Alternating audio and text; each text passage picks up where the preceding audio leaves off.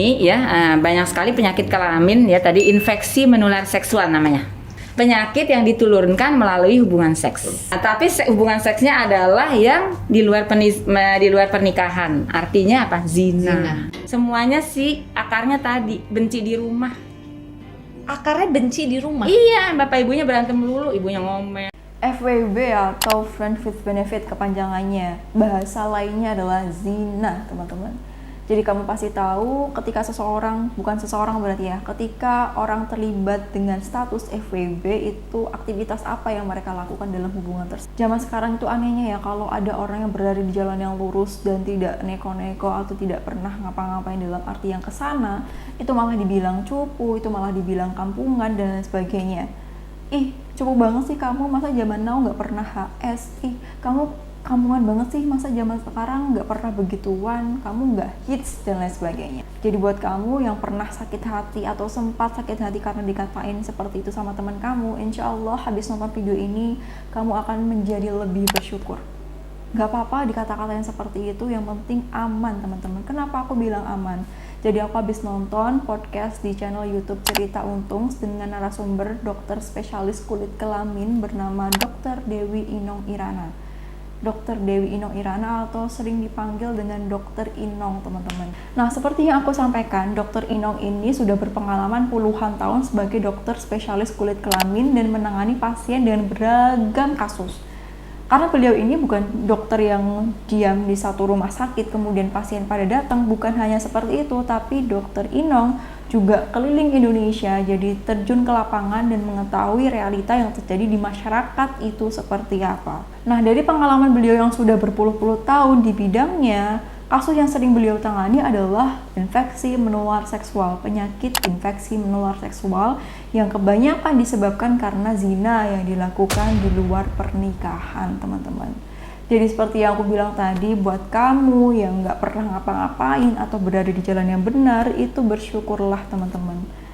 Nggak apa-apa orang lain mau menghina kamu, kampungan, norak, nggak gaul, dan sebagainya, bodo amat perihal itu. Karena menurut penyampaian Dr. Inong sendiri, by CDC ini adalah Dinas Kesehatannya Amerika, menyebutkan ada 18 penyakit mengintai di balik zina itu, teman-teman. Di balik seks bebas yang dilakukan entah terhadap sesama jenis ataupun lawan jenis, teman-teman. Dari 18 penyakit ini diantaranya ada HIV, kemudian ada sifilis. Nah, di sini teman-teman itu bukan hanya fisik aja yang diserang ya, tapi juga bisa ke kondisi mental seseorang. Orang kalau udah sakit seperti ini, secara psikis semangatnya menurun, kemudian kadangkala itu ada juga sanksi sosial dari masyarakat. Memang ada beberapa bagian masyarakat yang baik, yang mau menerima dan sebagainya, tapi ada beberapa juga yang mengucilkan. Nah, ini kan juga jadi bikin mental seseorang jadi down hingga akhirnya fisik menurun, kemudian psikis juga menurun, akhirnya kualitas hidup juga bersama-sama menurun, teman-teman. Ini juga berbahaya sekali.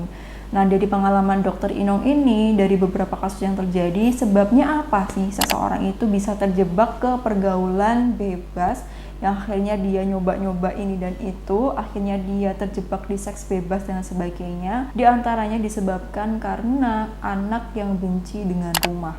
Maksudnya gimana sih anak yang benci dengan rumah itu?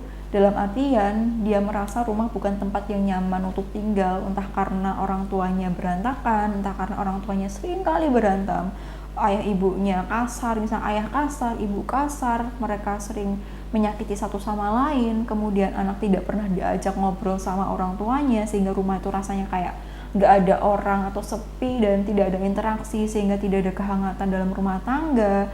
Kemudian juga keluarga yang broken home, dan salah satu faktor lain adalah faktor ekonomi, di mana anak itu pengen dapat uang secara instan, teman-teman, sehingga gampangnya gimana sih cari uang zaman now, cari kerjaan susah dan sebagainya, dia ngerasa kayak hopeless dan sebagainya, akhirnya beloknya ke sana.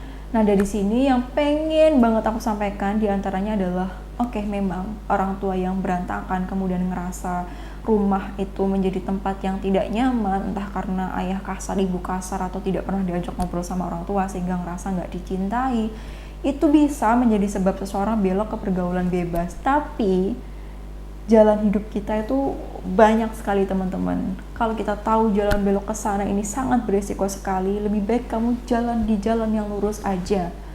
ujiannya sama-sama dapat ujian, tapi ujian di jalan yang lurus ini lebih berfaedah dan akan memberikan berkah jika kamu bisa memaknainya. Jadi ibaratnya ya teman-teman, kalau misalkan kondisi rumah sudah tidak menyenangkan atau kita merasa benci dengan rumah, kemudian belok ke pergaulan bebas, akhirnya masuk ke seks bebas, itu ibaratnya kayak sudah jatuh tertimpa tangga pulang. Sehingga kasihan teman-teman. Kenapa kasihan? Udah keluarga tidak harmonis, kemudian orang tua tidak sesuai dengan harapan atau mungkin bersikap buruk terhadap dirinya, masuk ke pergaulan bebas, terjun ke seks bebas, yang terjadi adalah kena efek, kemungkinan besar kena efek seperti penyakit-penyakit yang mematikan itu tadi. Memang bisa diobati, tapi biayanya pasti sangat mahal. Dari cerita dokter Inong aja, orang kalau suntik sifilis ya, itu sekali suntik 700.000, coba bayangkan. HIV juga mengancam di baliknya, AIDS juga mengancam di baliknya, dan ini belum ditemukan obatnya meskipun biayanya kata dokter Inong ini ditanggung oleh negara. Tapi bukankah alangkah baik uang tersebut digunakan untuk kebahagiaan yang benar-benar bisa kita nikmati daripada untuk beli obat seperti itu. Dokter Inong, beliau juga berasal dari keluarga yang broken. Dengan cerita beliau, adiknya beliau ini terlibat dalam narkoba, obat-obatan terlarang.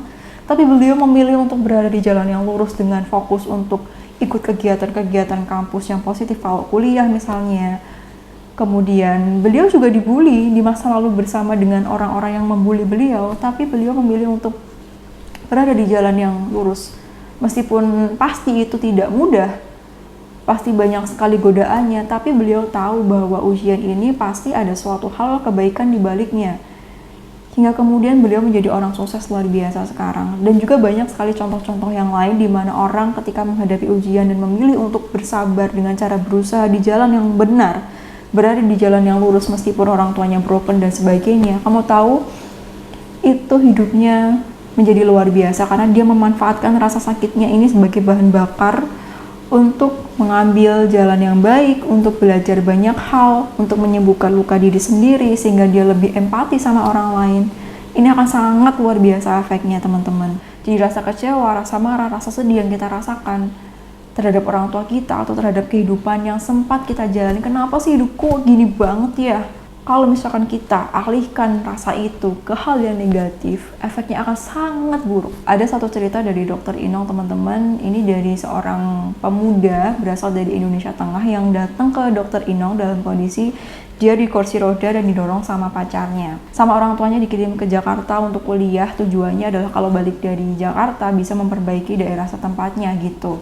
Nah, ketika jadi pasien dokter Inong, kemudian pacarnya ini disuruh keluar dulu dengan kondisi tangannya yang sudah pada bentol-bentol warna merah gitu, ada bercak-bercak merahnya.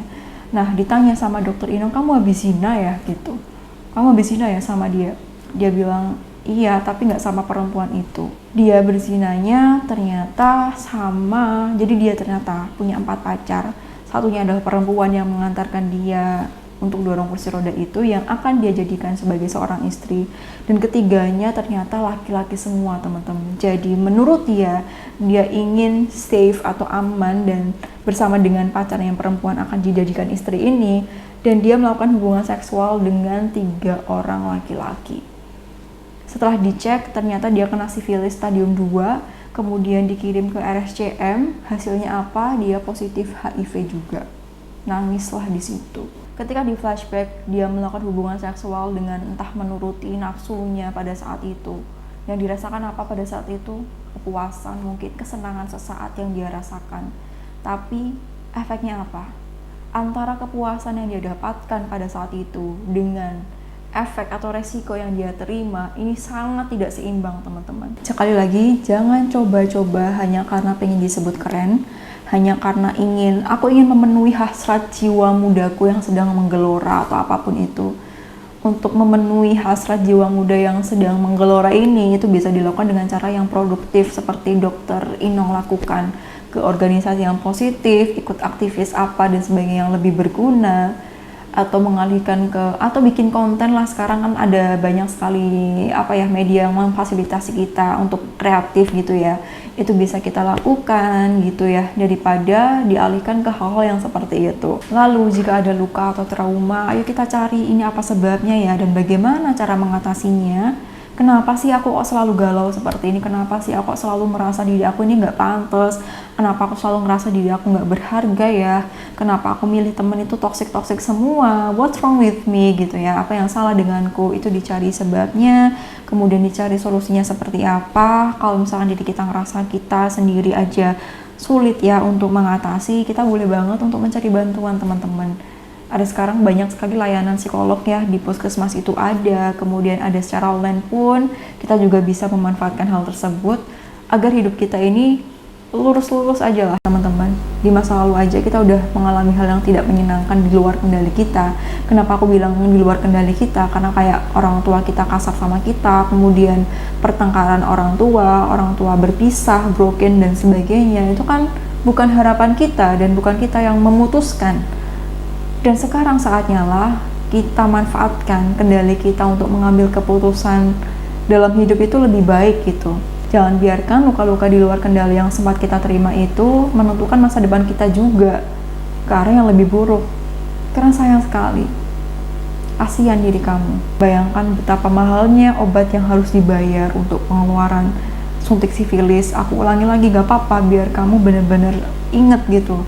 Kemudian untuk pengobatan HIV dan sebagainya, jika terkena penyakit lain lalu seperti apa, belum lagi ada efek-efek yang ditimbulkan di bidang lainnya, misalkan fisik kena, kemudian dalam kehidupan sosial juga berimbas ke sana. Itu kan kasihan sekali. Jadi seperti itu teman-teman, semoga video ini bermanfaat dan bisa mengedukasi kita semua bahwasanya jauhi zina demi kebaikan kita. Jangan deket-deket pintunya, biar kamu gak tertarik buat masuk. Dan kalau udah masuk itu kayak masuk ke dalam kandang macan ya, bisa keluar tapi susah banget. Dan kalau udah sekali nyoba seperti yang Dr. Inong sampaikan, butuh usaha yang luar biasa untuk lepas dari itu. Buat kamu yang pengen tahu full videonya seperti apa langsung dari Dr. Inong, silahkan tonton di channel YouTube Cerita Untung dan bagikan video tersebut ke orang-orang tercinta untuk menyelamatkan orang tercinta di sekitar kamu. Jadi seperti itu, sampai jumpa di video selanjutnya bersama aku Devi Guspita. Semoga Allah selalu melindungi kita dalam kondisi apapun. Kamu berharga dan kamu berhak untuk bahagia. Assalamualaikum warahmatullahi wabarakatuh.